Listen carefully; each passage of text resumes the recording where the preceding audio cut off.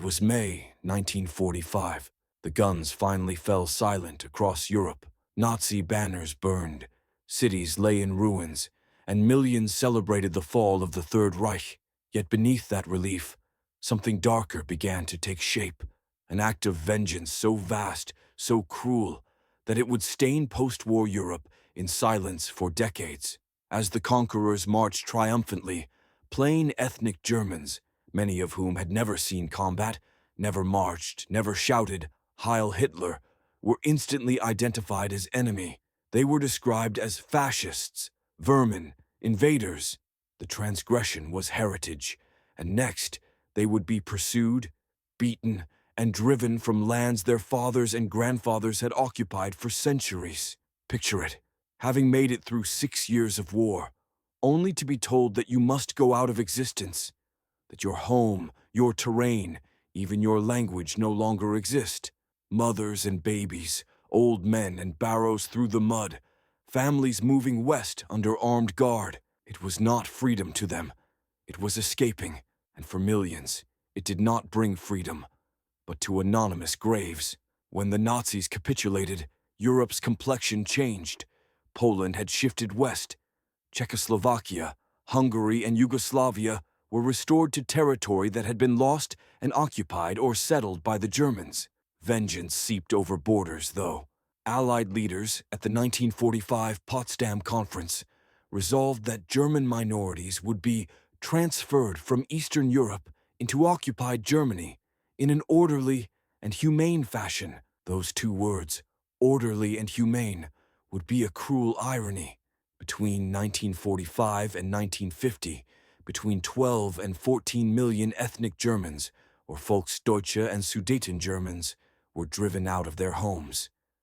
As many as 2 million died along the way, by starvation and exposure, or simply murdered. These were not Nazi troops. They were women, children, and older men for the large part. They were the Silesian bakers, the blacksmiths, the Prussian farmers in the east, and the Sudetenland farmers. But following years of occupation and atrocity under Hitler, they were used as the convenient face of guilt. Expulsions began in Czechoslovakia, already with a virtual immediacy. Partisans and Czech militias, in general anticipating Allied occupation, detained ethnic Germans. They paraded them in public squares, forcing them to wear white armbands with a black N for Namek, German. Some were intimidated into scrubbing streets with toothbrushes to jeers from crowds. Others were shot without trial. At the city of Ústí nad Labem, a single munitions depot explosion, cause never established, resulted in a massacre. German civilians were assaulted by Czech mobs and were pushed off bridges into the river Elbe. Women were beaten to death with rifle butts. Children were shot in flight. For several decades, this massacre was not even addressed in official reports. In Poland, it was no less nightmarish. With the Red Army advancing westward, German villages were looted.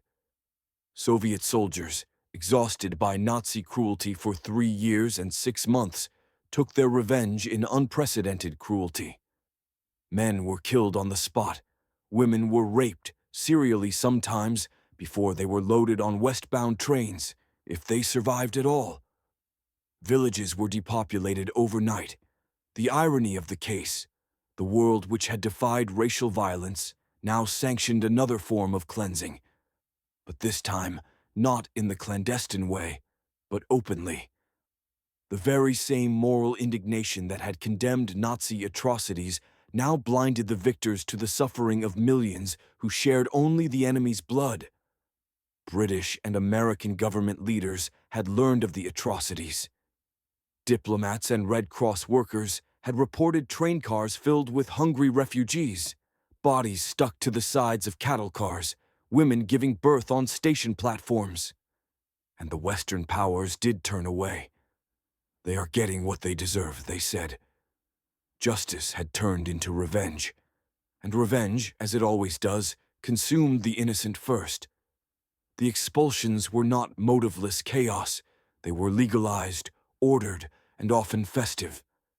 German possessions in Poland were seized by repatriation laws, their owners instantly rendered foreigners in the night. In Czechoslovakia, the president Edvard Beneš ordered the stripping of Germans and Hungarians of their citizenship and seizure of property. In Hungary, there were camps where ethnic Germans, often peasant farmers who spoke more Hungarian than German, were arrested and deported. Some were sent to Soviet forced labor camps, where thousands of them succumbed to disease or exhaustion. Even in Germany, the returning refugees were not safe.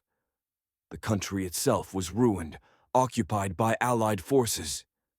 Refugees poured in by the thousands every day, flooding starving cities in shambles. Epidemics spread in the refugee camps. Suicides were epidemic. As a British observer put it, "It is the march of the damned, people dying as they walk, too weak to cry." And all the while, there was silence, official silence. Historians would go on to term it Europe's largest forgotten exodus.